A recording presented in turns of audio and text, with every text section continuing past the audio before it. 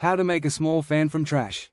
Things needed to make the fan: battery, old RC car motor, old cardboard sheet, pen, scissor, wires.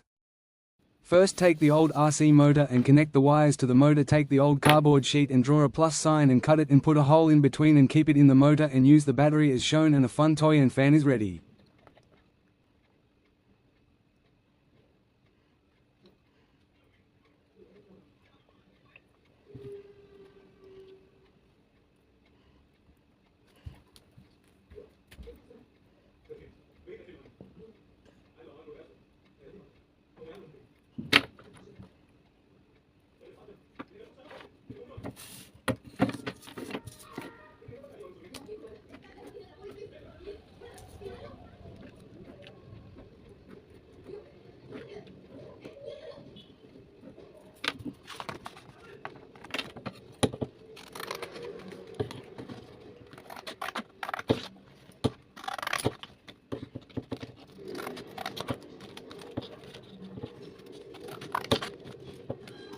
I will say it again.